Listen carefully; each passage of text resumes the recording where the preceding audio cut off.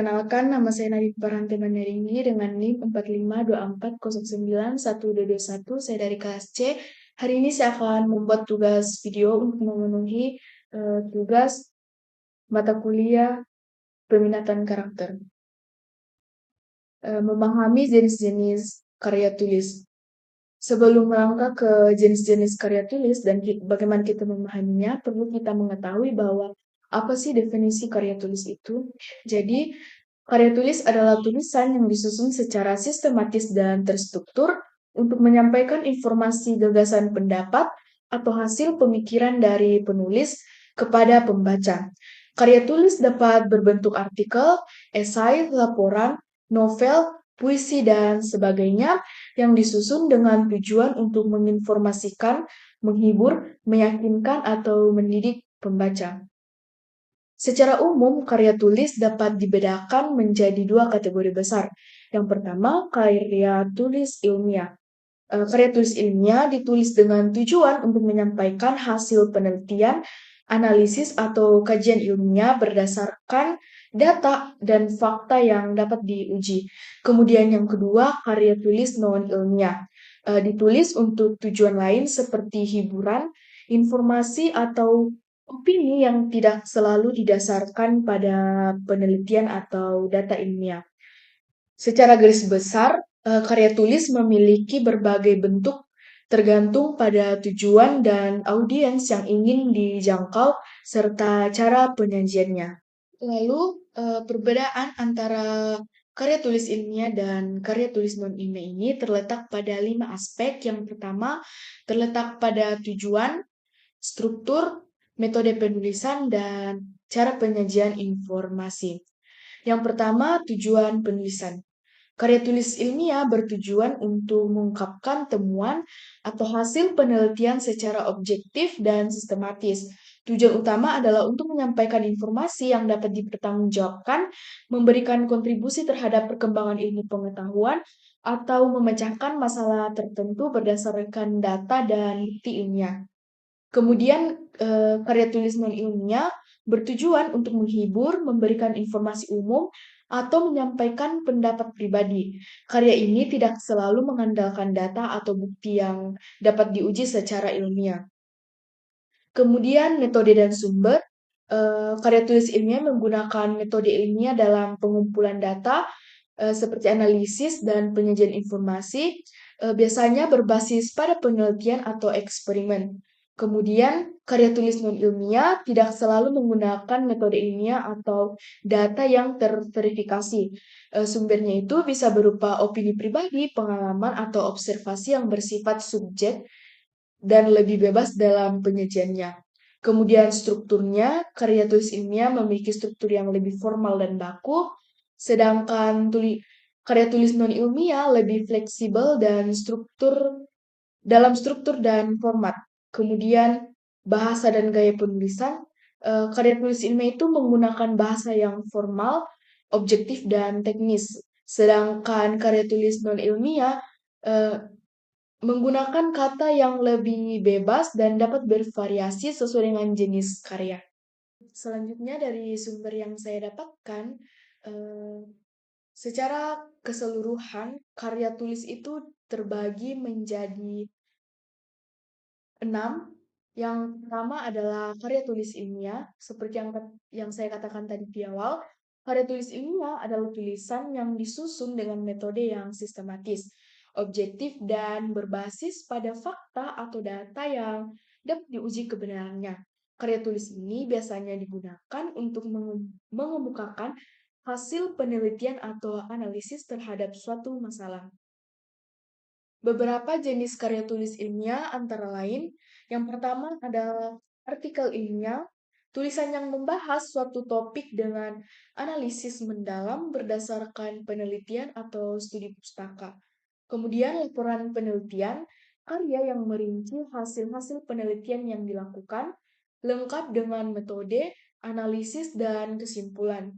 Kemudian, tesis atau disertasi, karya tulis ilmiah yang lebih panjang dan mendalam, biasanya disusun oleh mahasiswa pascasarjana sebagai syarat kelulusan. Kemudian, karya tulis non-ilmiah. Seperti yang saya katakan tadi, karya tulis non-ilmiah ini lebih bersifat naratif atau persuasif dan tidak selalu berlandaskan pada penelitian atau data yang bisa diuji kebenarannya. Jenis karya tulis ini lebih fokus pada opini, cerita, atau gagasan. Contohnya seperti esai, tulisan pendek yang membahas topik tertentu yang seringkali bersifat pribadi dan lebih menekankan pada opini penulis. Kemudian cerpen atau cerita pendek, karya sastra yang menceritakan sebuah kisah dengan fokus pada satu peristiwa karakter. Kemudian novel. Karya sas Karya ini adalah karya sastra panjang yang mengisahkan cerita dengan karakter, konflik, dan tema yang kompleks. Kemudian, karya tulis populer. Karya tulis populer ditulis dengan bahasa yang mudah dipahami dan bertujuan untuk mengedukasi atau menghibur pembaca umum. Biasanya lebih ringan dan tidak terlalu teknis dibandingkan karya tulis ilmiah. Jenis-jenisnya antara lain yang pertama, artikel artikel populer, artikel yang ditulis untuk umum dengan bahasa yang mudah dipahami, seringkali ditemukan di majalah atau situs-situs web, kemudian buku panduan, buku yang memberikan informasi praktis seperti buku resep, panduan wisata, atau masih banyak lagi. Yang keempat, karya tulis kreatif. Jenis karya tulis ini lebih menekankan pada kreativitas dan imajinasi penulis. Tujuannya adalah untuk menghibur atau menyampaikan pesan melalui seni sastra. Jenisnya termasuk puisi, karya sastra yang menggunakan bahasa kiasan dan gaya bahasa tertentu untuk mengekspresikan perasaan dan ide-ide penulis. Kemudian drama, karya sastra yang ditulis dengan dipentaskan biasanya berisi dialog dan adegan yang menggambarkan konflik atau cerita. Kemudian yang terakhir ada karya tulis. Karya tulis persuasif bertujuan untuk meyakinkan atau mempengaruhi pembaca agar menerima atau melakukan sesuatu. Biasanya karya ini berbentuk argumentatif dengan tujuan untuk menyampaikan pendapat atau ide dengan tujuan membujuk.